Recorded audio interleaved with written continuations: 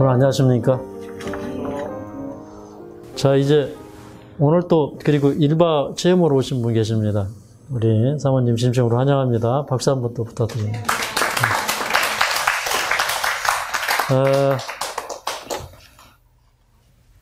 우리가 예수님을 믿는데 진짜로 믿어야 됩니다. 요한복음 11장 40절에 보면 예수님께서 마르다에게 하신 말씀이 내가 믿으면 하나님의 영광을 보리라. 그렇게 말씀하셨어요. 내가 믿으면 하나님의 영광을 보리라. 근데 믿는다고 하는데 믿는 것이 아닌 때가 많습니다. 근데 그 믿음에는 아주 확신이 와야 돼요. 믿음은 바라는 것들의 실상이에요. 보지 못하는 것들의 증거니 선진들이 이로써 증거를 얻었느니라. 근데 믿음은 바라는 것이 정말 이루어진 것처럼 바라는 것들의 실상이요. 보지 못하는 것들의 증거니. 안 봐도 알죠.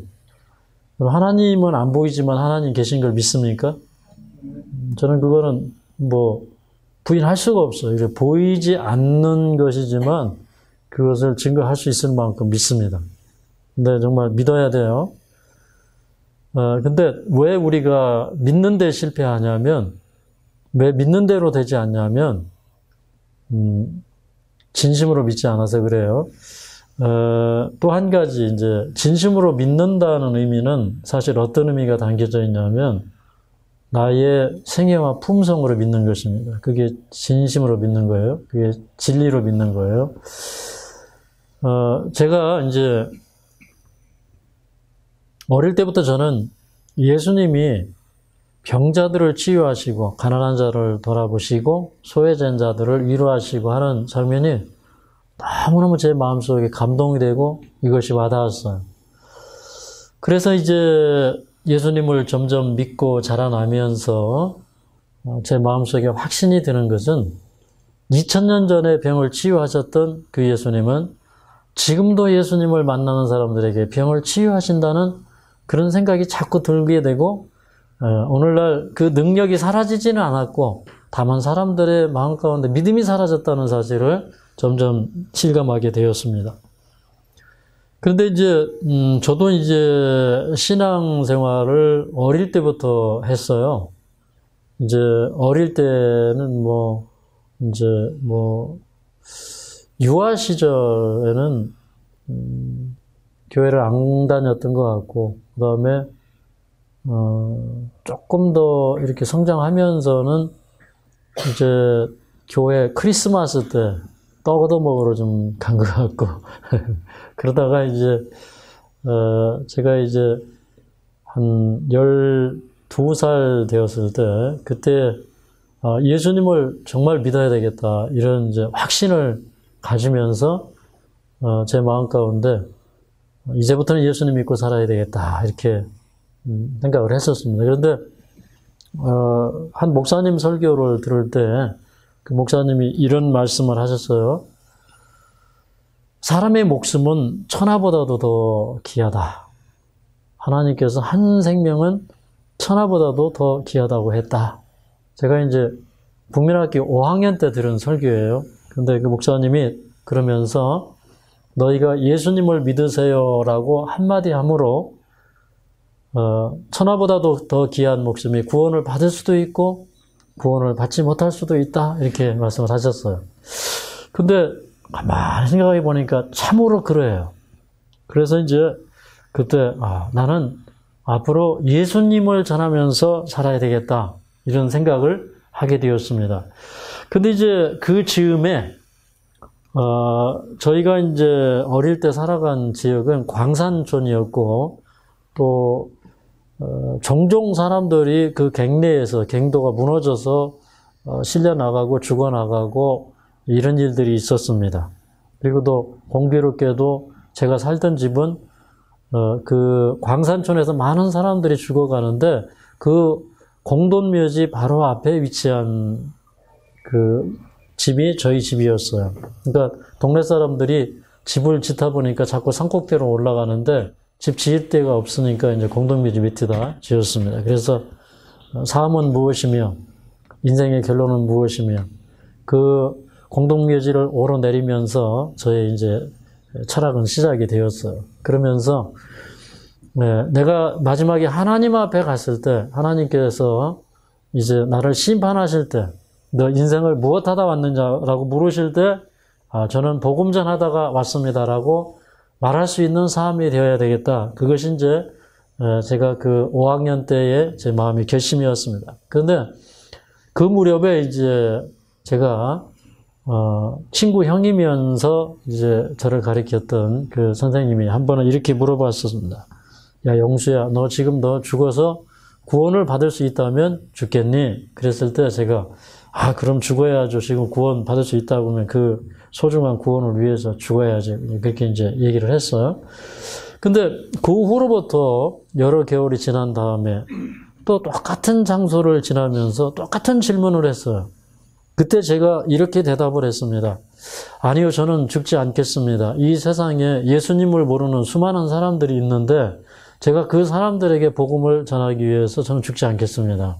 이제 그렇게 얘기를 했는데 이제 저는 이제 제가 어릴 때 이런 기억을 다 떠올릴 수가 없어요. 근데 지금 이제 방금 그 선생님과 나눴던 대화는 제 머릿속에 까맣게 잊어버리고 있다가 제가 청년 시절에 다시 주님의 사업을 위해서 헌신하고 살아야 되겠다라고 기도할 때 하나님께서 제가 어릴 때 그 선생님과 나누었던 대화를 상기시켜 주셨어요.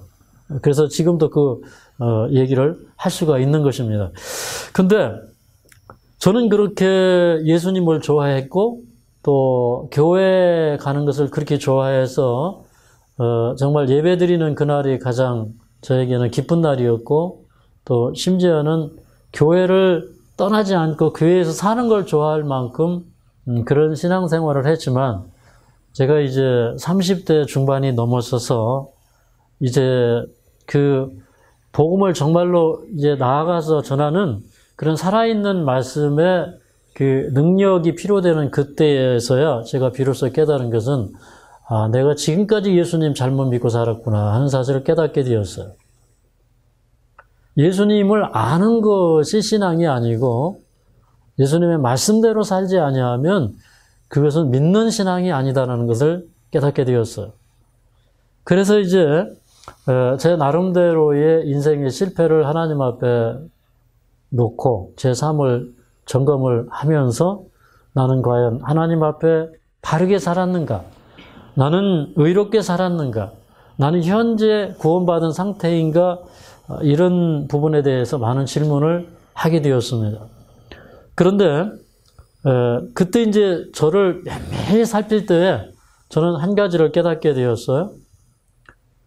나는 지금까지 잘못 살아왔다. 첫째는 어린 양이 어디로 인도하시든지 따라가는 자가 아니었다. 에녹처럼 하나님과 동행하는 자가 아니었다. 그러니까 나의 모든 삶 속에 나는 그냥 내 삶을 사는 거예요.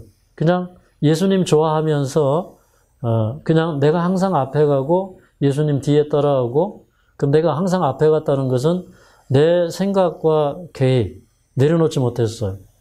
그리고 내 생애 동안에 말씀에 순종이 없는 것입니다. 그러니까 우리 이 그리스도인 생애라고 하는 것은 아침에 눈을 뜰 때부터 저녁에 눈을 감을 때까지 주님과 동행하는 삶이 그리스도인의 삶이에요. 그리고 매 순간마다 기도하고 또 매 순간마다 너희는 먼저 그의 나라와 그의 의를 구하라. 그리하면 이 모든 것을 너희에게 더하시리라. 그렇게 말씀하셨는데 먼저 그의 나라와 그의 의를 구하지 아니한 삶은 잘못되었더라 이 말입니다. 삶의 우선순위가 바뀐 삶은 진정한 삶이 아니었더라 이것입니다. 그래서 이제 그때 제가 주님 앞에 이제 그런 문제, 나의 영생의 문제, 나는 과연 주님의 뜻대로 살고 있는가? 아니다. 그러면 나는 구원을 받았는가? 그 문제에 대해서 또 고민하게 되었어요. 그런데 점점 좀 제 마음속에 구원의 확신이 사라졌습니다. 그런데 이제 어느 날 아침에 눈을 뜨면서 제가 하나님 앞에 이렇게 제 마음에서부터 우러나오는 고백을 하게 되었어요. 주님, 저는 죄인입니다.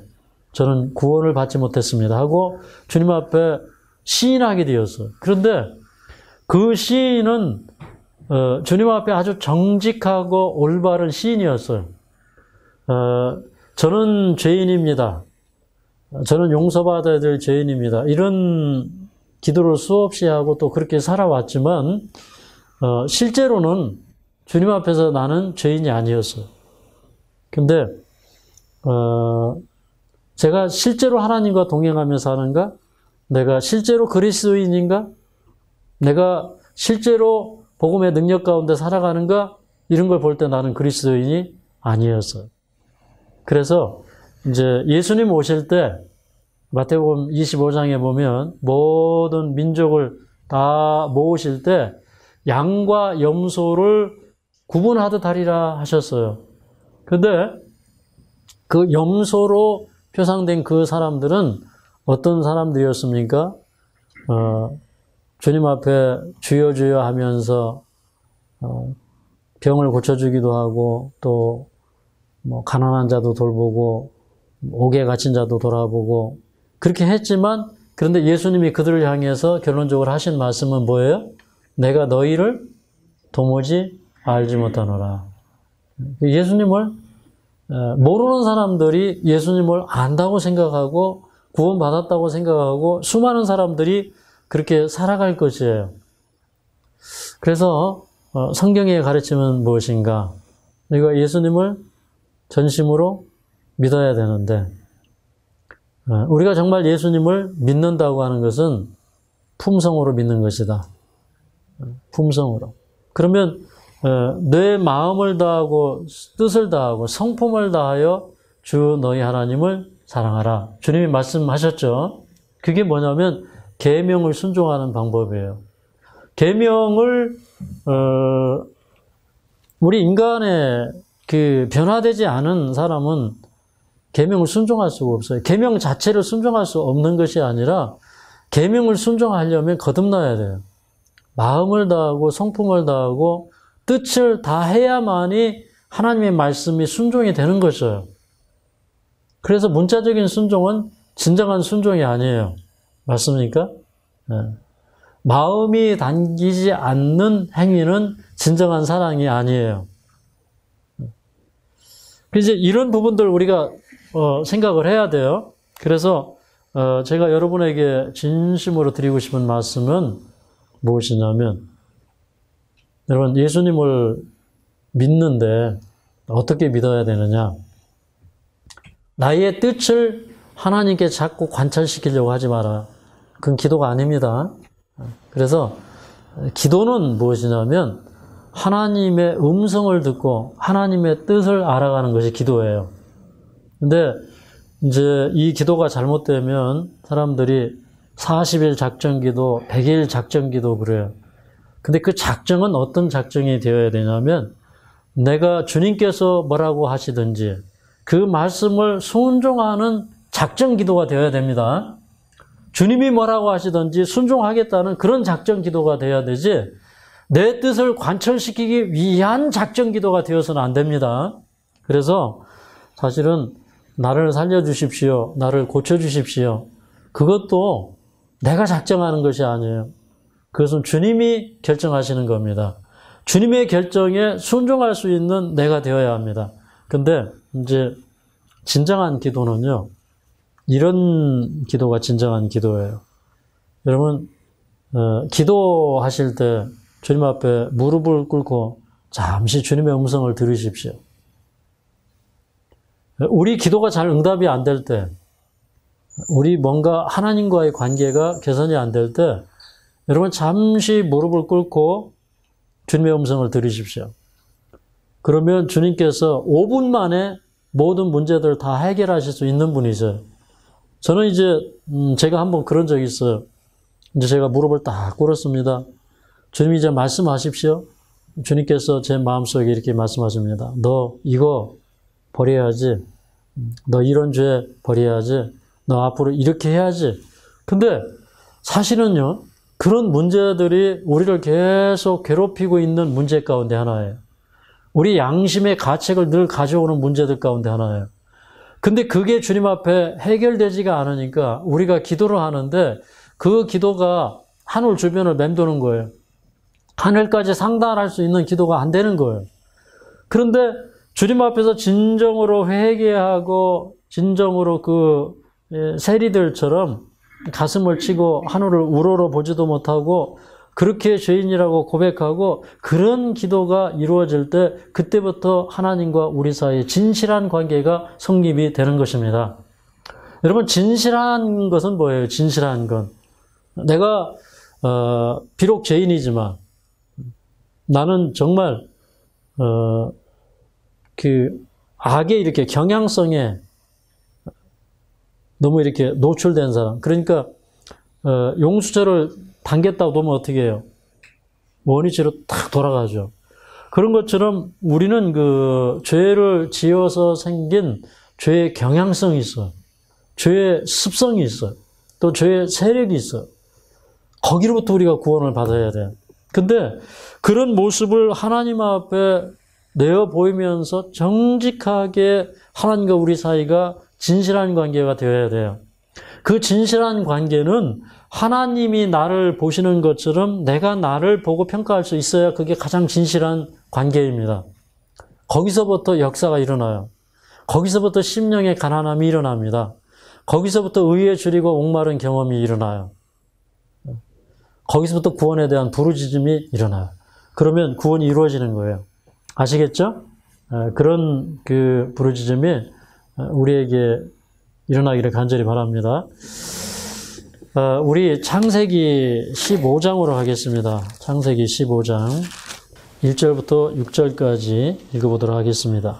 이후에 여호와의 말씀이 이상 중에 아브라함에게 임하여 가라사대 아브라함아 두려워 말라. 나는 너희의 방패요 너희의 지극히 큰 상급이니라. 아브라함이 가로되 주 여호와여 무엇을 내게 주시려나이까. 나는 무자하오니 나의 상속자는 이 다메섹 엘리에셀이니이다. 아브라함이 또 가로되 주께서 내게 씨를 아니 주셨으니 내 집에서 길리온 자가 나의 후사가 될 것이니라.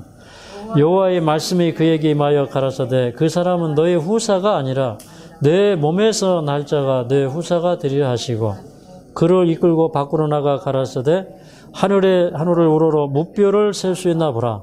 또 그에게 이르시되 내 자손이 이와 같으리라. 아브라함이 여호와를 믿으니 여호와께서 이를 그의 의로 여기시고.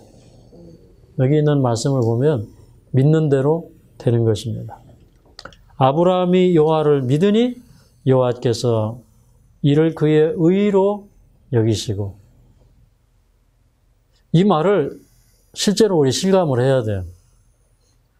여기에 하나님의 말씀은 이루는 능력이 있다는 사실을 얘기하고 있습니다. 자, 이 아브라함이 이제 창세기 14장에 보면 그때 당시에 세계 1차 대전이 일어납니다. 사실 이게 인류의 역사 가운데 일어난 이제 가장 큰 전쟁이면서 첫 번째 전쟁이면서 세계 1차 대전이라고 볼 수가 있어요.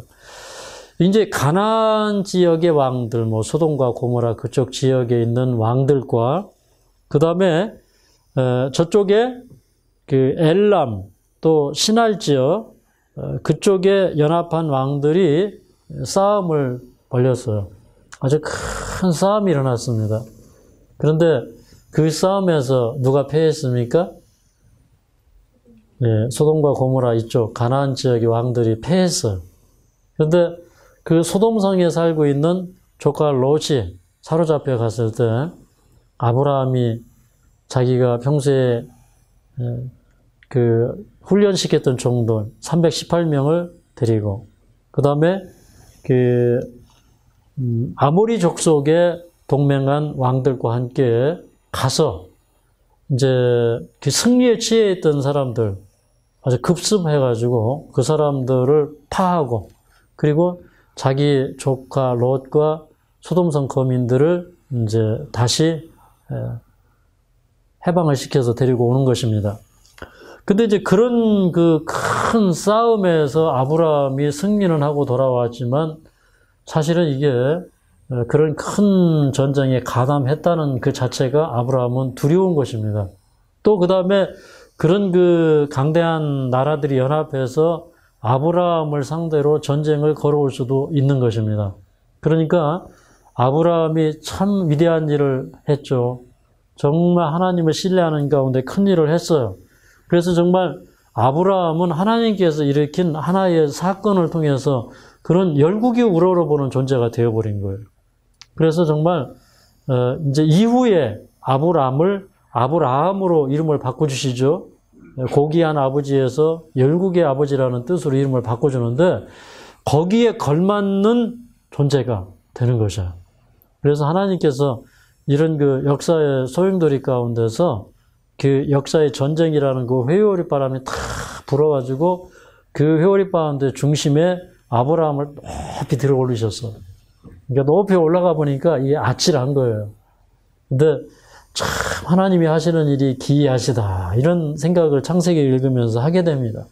그러니 온 세계가 그 하나님의 살아계심을 인정하고 목도할 수 있는 하나의 큰 사건이 되는 것이에요. 복음도 이런 방법으로 전파되면 금방 전파될까요? 근데 두려워요.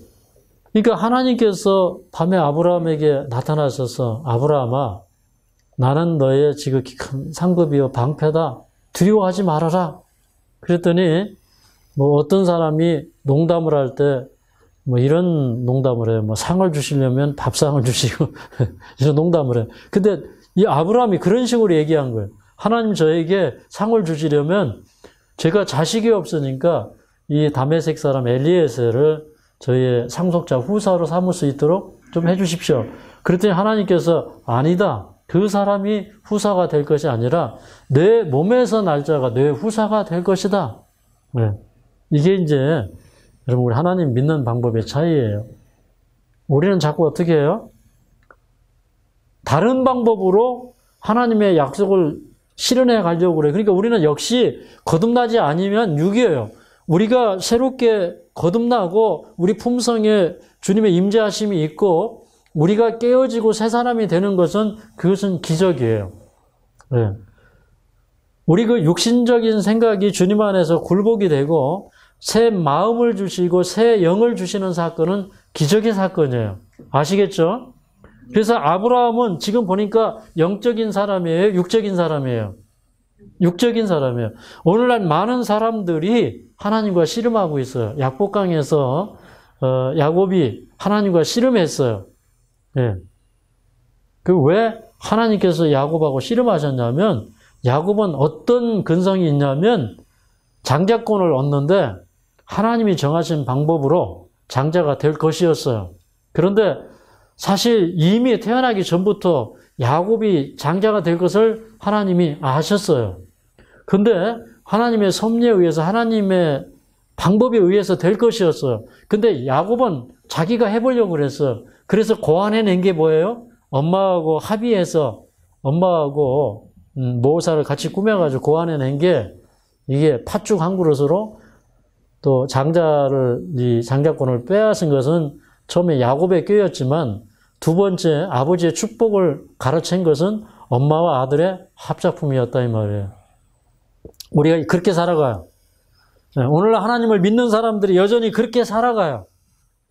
그러면서도 하나님이 인정하지 않는 방법으로 자꾸 이삭을 낳아야 되는데 이스마엘을 낳고 살아가요. 그러니까 자꾸 이 가정에 불화가 있고 힘이 없고 우리 인생에 문제가 찾아와요. 자꾸 이스마엘이 태어나는 거예요. 누가 태어나야 돼요? 이삭이 태어나야 돼요. 근데 갈라디아서 4장에 보면 이 이스마엘은 육신의 자녀예요? 약속의 자녀예요? 육신의 자녀예요. 그건 자기 행위의 자녀예요. 그건 육신의 열매예요. 그건 약속의 열매가 아니에요. 믿음의 열매가 아니에요. 하나님께서 아브라함을 설득하는 것입니다. 자, 아브라함아 나와봐. 자, 하늘에 별들이 많지? 자, 별을 한번 헤이어 봐라. 거기 이제 그날 저녁에 예수님과 아브라함이 별을 헤이는 밤을 보내셨어요. 자, 하나님 아름다운 분이세요. 강원도에 제가 20년 전에 강원도 와서 어느 날 밤하늘을 쳐다보다가 깜짝 놀랐어요. 별이 그렇게 많은 줄 몰랐어요. 근데 그 맑은 하늘이 맑으니까 별이 많이 보이는 거죠. 별이 많아진 게 아니죠. 근데 막 그 별들이 막 금방 쏟아질 것 같아요. 그래서 저는 이 강원도에서 밤하늘을 보면서 별들이 그렇게 많다는 것을 처음으로 깨달았어요. 근데 야, 아브라함아, 내 후손이 하늘의 별들처럼 많을 것이다. 그랬을 때 아브라함이 그때 하나님이 그렇게 말씀하시니까 믿음이 가는 거예요. 하나님이 직접 말씀하시니까 믿음이 가는 거예요. 그래서 여기 성경은 뭐라고 했냐면 아브라함이 하나님을 믿으니 이를 그의 의로 여기시고 그랬는데 저는 이런 말을 자주 합니다. 여러분 우리가 믿는 대로 됩니까? 믿는 대로 됩니까? 네. 그러니까 아브라함이 하나님을 믿었다는 얘기는 뭐예요? 자기가 저 엘리에셀을 취해서 자기 방법으로 하려고 안 하고 하나님의 방법대로 될 것을 믿었다 이 말이에요. 그게 하나님을 믿은 것이에요.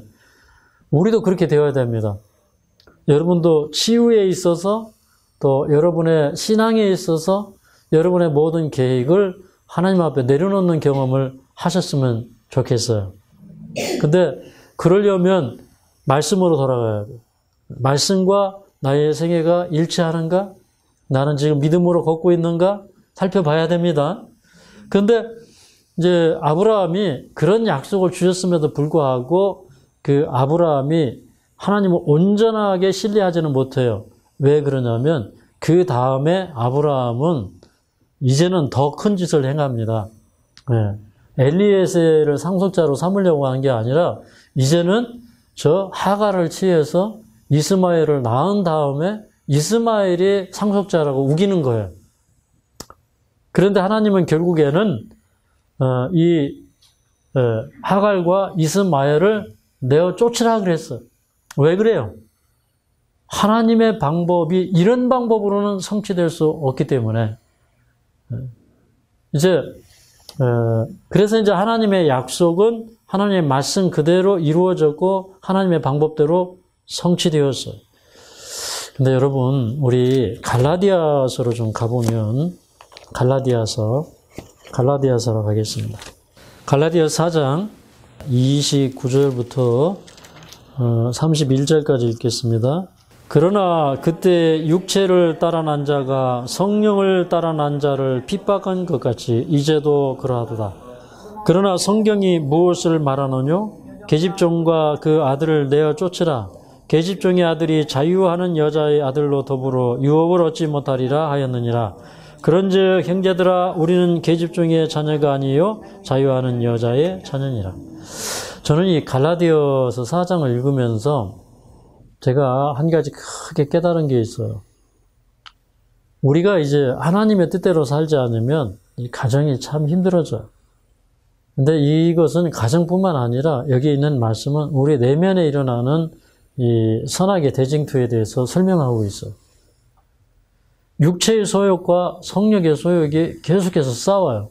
근데 왜 이렇게 싸움이 커지고 왜 이렇게 우리가 이길 수 없는 싸움이 되었냐면 여러분 아브라함의 가정에 이제 육체를 따라 난 이스마엘과 또 약속을 따라 난 이삭이 함께 자라니까 이 집안이 항상 분란이 있고 다툼이 있어요. 우리가 인정해야 됩니다.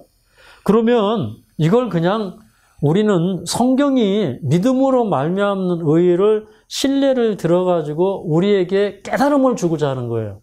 깨달음. 그 깨달음이라고 하는 것은 하나의 지식을 얻는 거하고 달라요. 여러분, 지식을 얻는 것은요, 우리에게 만족함을 줄지 모르지만 진리를 얻는 것은 우리 생애에 변화를 가져옵니다. 아멘입니까? 네. 하나님의 말씀을 지식으로 아는 것은 우리에게 기쁨을 줄 수 있어요. 그러나 하나님의 말씀을 깨달으면 그 깨달음은 우리에게 힘이 된다는 사실을 알아야 됩니다. 그 깨달음은 우리에게 변화를 가져오는 거예요. 왜 우리가 하나님의 말씀을 보면서 하나님의 말씀이 살아있다는 것을 깨닫지 못하냐면 진정으로 깨닫고 옛날에는 글을 읽는 게 아니라 한글을 깨우치는 거예요. 맞습니까? 우리가 하나님 말씀을 읽는 것이 아니고 깨우치는 거예요. 여러분 이런 거예요. 여러분 지금 이스마엘이 없어요? 이스마엘. 수많은 이스마엘이 여러분의 삶에 지금 있어요. 왜 그러냐? 여러분 이런 거예요.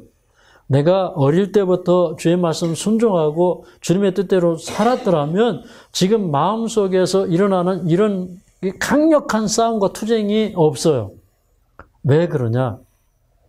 여러분 고기를 먹어본 사람이 고기 맛을 알고 고기를 보면 침을 흘리는 거예요. 고기를 안 먹어본 사람은 그 힘을 느끼지 못해요. 얼마 전에 여기 이제 담배를 피는 사람이 왔는데 담배를 끊겠노라고 약속을 했지만 역시 산에 올라가서 다시 피워요. 네. 결국에는 나가게 되었어요. 근데 이분이 며칠 담배를 끊으면 얼굴이 빨갛게 올라왔던 것들이 쑥 내려가 버리고요. 몰래 나가가지고 담배 한 2대 피우고 오면 얼굴이 다시 빨간해져요. 근데 이분은 이 담배를 끊을 수 없기 때문에 거기에 강력한 투쟁이 있는 거예요. 거기에 강력한 죄의 유혹이 있는 거예요. 그렇기 때문에 우리가 하나님의 뜻을 거역하고 살아왔기 때문에 지금 우리 가정에 이스마엘이 들어와 있는 거예요. 이게 육의 그 결과, 육이 낳은 어떤 그 세력들이 우리의 삶을 사로잡고 있는데 그게 뽑혀요, 안 뽑혀요? 안 뽑히는 거예요. 그러니까 예를 들어서 예수님께서 제자들에게 실제로 나사로를 죽으면서 부활시키시고 나인성 과부의 아들을 관 속에서 끌어올리시고 나사로는 무덤 속에서 끄집어내시고 또 회당장 그 야이로의 그 딸을 살리시고 이제 이런 일을 행하심에도 불구하고 예수님의 제자들은 예수님이 부활할 것을 믿지 못했다 이 말이에요. 그래서 예수님께서 부활하신 다음에 예수님이 갈릴리로 먼저 가실 것을 그 얘기를 하시고 이제 부활 전에 예수님이 3일 후에 부활하시고 이제 다시 갈릴리에서 그 제자들에게 한 산에서 그들을 만나기로 하고 또 그들과 마지막 모임을 갖고 이런 그 일정들이 보면 예수님 돌아가시기 전에 이미 다 약속이 되어 있었어요. 예수님이 부활 이후의 행적이 제자들과 약속이 되어 있었어요. 근데 제자들은 아무리 그런 것들을 보여주고 가르쳐주고 설명해도 못 믿어요. 왜 그러냐? 제자들의 마음속엔 어릴 때부터 이 부활이 없다고 하는 사두개인들의 가르침의 영향을 받아왔어요. 그 가르침이라고는 그거에 이 머릿속에 확 들어있어요. 여러분 우리가 하나님 믿기가 점점 어려워지는 게 많이 배울수록 하나님 믿기 어려워집니다. 아시겠죠? 이건 정말일까요? 많이 배울수록 하나님 믿기 어려워져요. 많이 배울수록 진실한 목회를 하기 힘들어요. 제가 이제 2000년도에 그 미국에 이제 한 대학에 박사학위를 받으려고 서류를 꾸미다가 제가 기도하다가 그것을 포기하게 되었어요. 왜 그러냐? 내가 이 신앙을 경험적으로 배우지 못하면, 내가 이 신앙을 먼저 배우지 못하면 박사학위를 받은 다음에 생명 없는 말이나 전하고 생명 없는 지식이나 전하는 그런 박사가 되기 쉽겠다는 생각이 들어가지고 저는 박사학위를 포기했어요. 제가 영적으로 살기 위해서. 그런데 뭐 꼭 박사학위를 하는 그 자체가 잘못되었다는 말이 아니라 그럼 우리가요 잘못된 지식은 습득하면 할수록 하나의 괴물이 되어가는 것입니다. 맞습니까? 괴물이 되어가요. 이 세상에는 사람을 살리는 지식도 많지만 사람을 죽이고 사람을 헷갈리게 하고 하나님의 바른 방법, 생명의 길을 알지 못하게 하는 수많은 지뢰밭들이 우리가 가는 길에 깔려 있다고 하는 사실을 우리가 알아야 돼요. 근데 아브라함이 이제 하나님께서 그 아내가 남편에게 얘기를 하고 하나님께서 아브라함에게 얘기를 해가지고 내 아내의 말을 들어라 이렇게 얘기를 하셔요. 그래서 나중에 이스마엘과 하갈을 내어 보냅니다. 그것이 아브라함에게는 아픔이요. 정말 결단이 필요한 일이었어요. 우리가 하나님의 뜻을 순종하기 위해서 여러분 이런 희생을 할 마음이 있습니까? 이거 어려워서 대부분의 사람들이 못하는 거예요. 이거 어려워서 병 못 낫는 거예요. 이거 어려워서 하나님의 기적적인 치유를 경험하지 못하는 거예요. 하나님이 안 계셔서도 아니고, 하나님이 손이 짧아서도 아니고, 귀가 어두워서도 아니고, 우리가 진정으로 하나님의 뜻을 구하고 그대로 살려고 하는 마음이었기 때문에 그래요. 여러분, 하나님의 뜻을 행하다가 죽으면 죽는 것이에요. 에스더처럼 죽으면 죽으리다. 자기 민족을 구원하기 위해서 이 왕 앞에 왕이 부르지 않는데 나아갔다가 왕이 금호를 내어 밀지 아니하면 이게 법으로 죽게 되었어요. 그런데 기도하고 금식하고 하나님의 뜻을 구하면서 죽으면 죽으리이다. 이때를 위해서 하나님께서 나를 왕비의 자리에 앉게 하셨으니 내가 지금 하나님의 뜻을 행하지 않으면 이제 모르드게의 말대로 에스더가 그 일을 하지 않으면 하나님은 다른 방법으로 유대 민족을 구원할 것이었어요.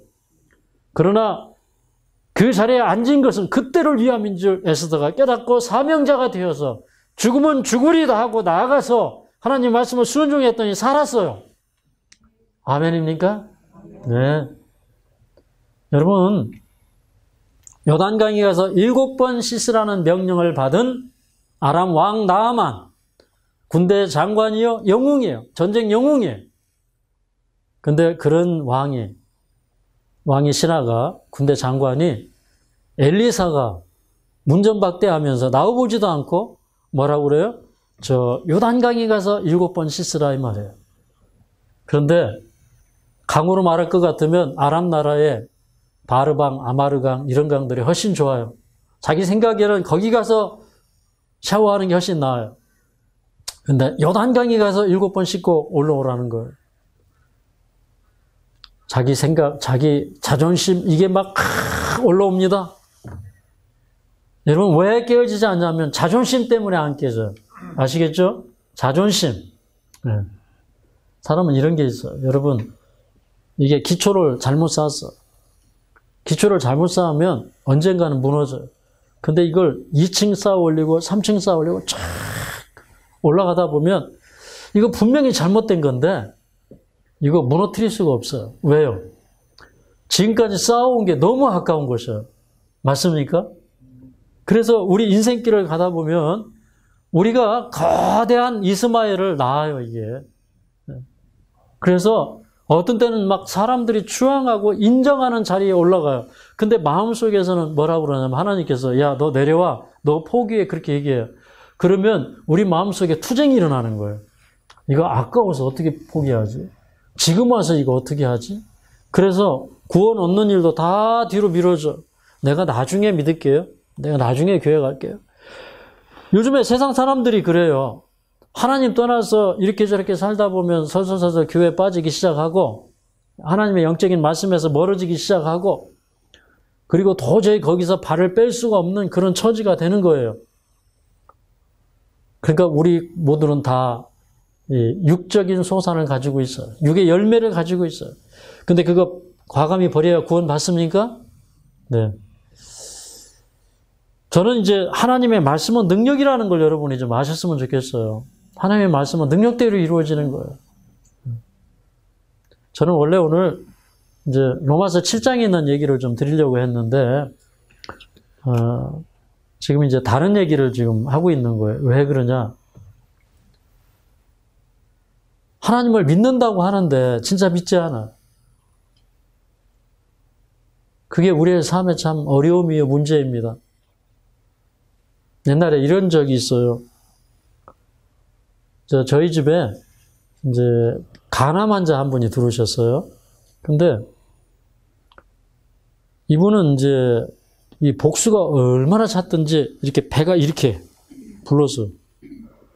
복수가 이렇게 해가지고 이렇게 배가 부른 사람은 그때 그분이 최고였던 것 같아요. 근데 제 마음속에는 무슨 생각이 자꾸 들어오냐면 이분이 진짜 하나님을 믿으면 이 복수가 빠질 텐데 이런 생각이 막 들어가. 그런데 남편분이 같이 따라왔는데 이 남편분이 이렇게 그 차 트렁크에다가 뭘 가지고 다니냐면 뭐 개소주인가 뭐 그런 걸 갖고 다녀요. 그리고 이분은 게 소주, 뭐 무슨 보신탕 뭐 이런 걸 먹어야 낫는다고. 전 그게 뭔지도 잘 몰라요. 그런데 그걸 먹어야 자꾸 낫는다고 막 그래요. 그러고 있는데 이제 제가 여러 번 이제 얘기를 해서 진짜 하나님을 믿어라. 그리고 기도하시라고. 근데 믿는다고는 하는데 진심이 느껴지지가 않아요. 마음이 느껴지지가 않아요. 네. 어느 날 이제 저녁에 그분이 내일 간다고 그래요. 그런데 제가 주님 앞에 간절히 기도하게 되었어요. 하나님, 저분이 하나님을 믿는다고는 하는데 진짜 하나님이 살아계심은 알지 못합니다. 근데 복수라도 좀 빼서 저분이 진짜 하나님 살아계시다는 것을 믿게 해주십시오. 이렇게 기도하고 잠자리에 들게 되었습니다. 그리고 이제 그 이튿날 아침에 이제 예배를 드리기 위해서 제가 성경책을 들고 탁 나오는데 그분 숙소 앞에 이렇게 조그마한 정원이 있는데 거기에 어떤 분이 날씬한 여자분이 사뿐사뿐 거닐고 있어요. 사뿐사뿐 거늘어요. 그 보니까 이분이 아침에 일어나가지고 소변으로 복수가 다 빠졌어요. 이거는 과학으로 설명할 수 없어요. 뱃속에 들어가 있는 그 복수는요, 주사기 넣어가지고 빼야 돼요. 튜브 집어넣어서 빼야 돼요. 그런데 하나님께서 이번 소변으로 그것을 다 빼줬어요. 제가 거짓말을 하는 것 같으면, 예? 우리 집사람이 보았고, 우리 장모님이 보았고, 저는 그분의 복수가 빠진 그 이유를 알아요. 제가 기도했기 때문에 빠졌어요. 어떻게 보면, 제가 기도했기 때문에라기보다도 하나님의 은혜로, 하나님의 긍휼의 이심 때문에 이게 빠졌어요. 우리는 하나님이라고 하는 존재를 어떻게 대하는가? 정말 마음으로 믿고 그분은 무에서 유를 창조하신 분이라는 사실을 우리가 믿느냐 이 말이에요. 그분은 정말로 부활의 주가 되신다고 하는 사실을 우리가 믿느냐 이 말이에요. 우리는요, 이 말씀 속에서 하나의 깨우침이 와야 되는데 여기 갈라디아서 5장에 보면 이런 말씀이 있어요. 갈라디아 5장 16절부터 있는 말씀을 보도록 하겠습니다. 내가 이르노니 너희는 성령을 쫓아 행하라. 그리하면 육체의 욕심을 이루지 아니하리라. 육체의 소욕은 성령을 거스리고 성령의 소욕은 육체를 거스리나니 이 둘이 서로 대적함으로 너희의 원하는 것을 하지 못하게 하려 함이니라. 그러니까 이 가정에 이스마엘과 이 이삭이 다툼이 일어나는 것이에요. 그런 것처럼 우리 마음속에도 육체의 소욕과 성령의 소욕이 서로 다투고 싸워요. 이게 계속 다투고 싸워야 될 문제일까요? 해결이 돼야 될 문제일까요? 네. 그러니까 이 이스마엘을 내어 쫓지 않고는 이 싸움에서 우리가 승리자가 될 수가 없어요. 근데 성경은 무엇을 얘기하냐면 내어 쫓으라 이 말입니다. 네. 그래서 이런 말씀을 그 다음에 하십니다. 자, 6장으로 가겠습니다. 7절부터 8절 읽겠습니다. 7절, 8절. 시작.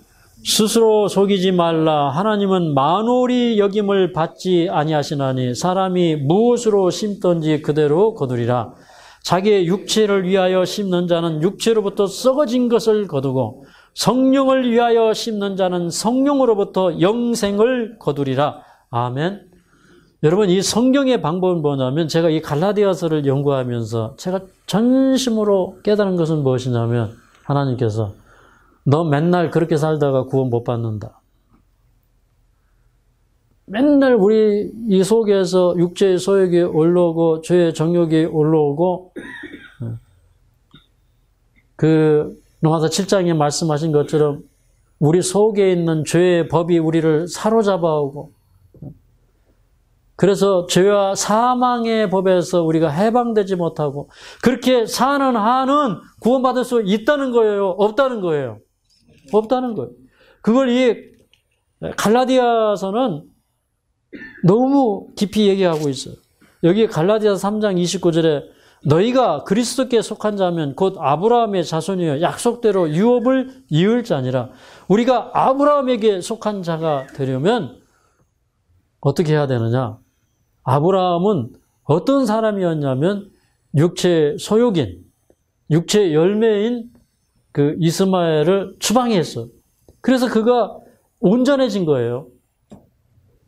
그 온전해졌다고 하는 것, 그것을 테스트하는 시험이 있었죠. 자기 아들을 모리아산에 가서 번제로 드리라는 거예요. 그냥 번제는 뭐 그 말 그대로 자기 아들을 살려서 드리는 거예요. 근데 옛날에 번제 드릴 때 레위기서에 보면 번제 드릴 때 이 몸을 이렇게 각을 떠요. 각을 뜨고 가죽을 벗기고 그렇게 해서 그 위에다 올려놔요. 그러니까 아브라함이 칼을 들어서 자기 아들의 이 목을 내리치고 그 다음에는 어떻게 하려고 그랬어요? 그걸 아마도 각을 떠가지고 올려놓으려고 했겠죠. 그런 희생의 마음, 그런 정신, 하나님의 뜻이라면 무엇이든지 행할 수 있는 그런 마음이 있어야 돼요. 그러면 그 아브라함이 그렇게 할 수 있었던 것은 무엇이냐면 하나님께서 창세기 17장 1절에 보면 나는 전능한 하나님이라 너는 내 앞에서 행하여 완전하라 그렇게 얘기했어요. 하나님은 전능하다 이 말이에요. 그러니까 히브리서 11장에 보니까 아브라함이 자기 아들을 그 번제단에 드릴 때에 하나님께서 능히 죽은 자 가운데서 자기 아들을 다시 살릴 것을 믿은 거예요. 부활의 신앙. 아시겠죠? 하나님은 죽어도 살리시는 분이에요. 내가 주님 앞에서 내 자아가 죽기로 결심할지라도 주님은 나를 살리시는 분이에요. 아멘입니까?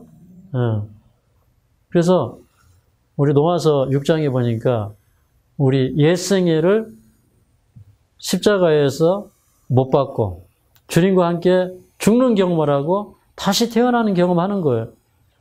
맞습니까? 또 옛생애를 예수님과 함께 이렇게 물속에 장사 지내고 예수님의 생명과 합하여서 부활의 생명으로 다시 사는 침례의 경험을 해야 되는 것이에요. 아멘입니까? 우리 로마서 6장으로 가서 로마서 6장으로 가겠습니다. 12절부터 18절까지 우리 말씀을 음미하면서 한번 천천히 읽어보도록 하겠습니다. 12절부터 18절까지 시작. 그러므로 너희는 죄로 죽을 너희 몸에 왕노릇하지 못하게 하여 몸의 사욕을 순종치 말고 또한 너희 지체를 불의의 병기로 죄에게 드리지 말고 오직 너희 자신을 죽은 자 가운데서 다시 산 자 같이 하나님께 드리며 너희 지체를 의의 병기로 하나님께 드리라. 죄가 너희를 주관치 못하리니 이는 너희가 법 아래 있지 아니하고 은혜 아래에 있음이니라. 그런즉 어찌하리요 우리가 법 아래 있지 아니하고 은혜 아래에 있으니 죄를 지으리요 그럴 수 없느니라. 너희 자신을 종으로 들여 누구에게 순종하든지 그 순종함을 받는 자의 종이 되는 줄을 너희가 알지 못하느냐. 혹은 죄의 종으로 사망에 이르고 혹은 순종의 종으로 의에 이르느니라. 하나님께 감사리로다. 너희는 본래 죄의 종이더니 너희에게 전하여 준 바 교훈의 본을 마음으로 순종하여 죄에게서 해방되어 의에게 종이 되었느니라. 아멘. 이 말씀을 읽으면서 우리 마음속에 깊은 깨우침이 있었으면 좋겠어요. 우리 속에 이스마엘이, 우리 가정에 이스마엘이 있어서가 문제가 아니라 우리 속에 죄의 본성이 있어서가 문제가 아니라 우리 속에 죄의 세력이 나를 사로잡고 있는 것이 문제가 아니라 나를 의의 병기로 주님 앞에 드리는 역사가 없는 것이 문제다 이 말이에요. 그래서 오늘 우리는 우리 마음을 주님께 드리기로 결정해야 됩니다. 결정해야 돼요. 그래서 저는 이제 이 로마서를 연구할 때 요양원 사업 하면서 요양원 사업 시작한 다음에 로마서를 연구를 했어요. 근데 이 로마서를 연구할 때 무슨 말인지 이해할 수가 없어요. 그래서 하루 저녁에 한 절, 두 절 가지고 씨름하고 그게 해결이 안 되면 잠은 자긴 자야겠어요. 내일 아침에 일어나서 또 새벽 예배를 인도해야 되니까 잡니다. 꿈속에서도 계속 연구가 돼요. 그래서 어떻게 꿈꾸다가 말씀을 깨닫기도 해요. 가끔은. 그러면서 제가 이제 로마서 3장 가고 4장 가고 5장 가고 6장 갈 때 이런 말씀들이 얼마나 제 마음을 이렇게 울리는지 몰라. 그러니까 구도자가 되어야 합니다. 구도자. 그래서 정말 진리를 구하는 사람. 근데 그 진리가 나를 변화시키고 나를 거듭나게 해야 돼요. 그 말씀이 나에게 경험되어야 돼요. 그걸 위해서 우리가 기도해야 돼요. 그러니까 이것이 하나의 우리에게 경험적인 지식으로 와서 너 그렇게 살면 안 되고 선택은 누가 하는 거예요? 의롭게 살든 불의하게 살든 내 자신을 내가 어디에 드리느냐 이게 내가 불의의 병기로 드리느냐 의의 병기로 드리느냐 내가 불의의 병기가 되면 사단이 나를 사용하는 병기가 되는 것이고 내가 의의 병기가 되면 주님이 나를 사용하는 병기가 되는 것이에요. 그래서 여기 우리 자신을 주님에게 드리고 은혜에 드리고 의에 드리는 그런 경험이 우리에게 일어나야 됩니다. 그래서 그냥 오늘 제가 이 드린 말씀 여러분이 깊이 생각을 하시면서 그냥 이 설교 마쳤다고 이렇게 딱 끝내지 말고 여러분 지금부터 어떤 투쟁을 하시기를 원하냐면 성경이 말하는 이 거듭남이라는 거 내가 한번 경험해보고 싶다. 그 다음에 내가 주님의 능력 가운데 붙들리는 경험을 해보고 싶다. 복음은 능력이에요. 믿음으로 말미암는 의는 능력이에요. 이거는요 전능한 능력이에요. 그렇기 때문에 하나님이 아니고서는 이 문제를 해결할 수가 없어요. 그래서 나는 주님께 내 의지와 감정과 사상을 드리는 거예요. 아시겠죠? 뭘 드린다고요? 의지와 나의 감정과 사상, 의지는 뜻을 얘기하는 거예요. 의지는 나의 선택권을 얘기하는 거예요.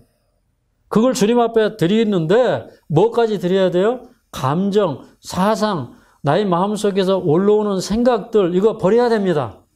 내 생각을 버리지 않고는 천국문은 열리지 않아요. 아시겠죠?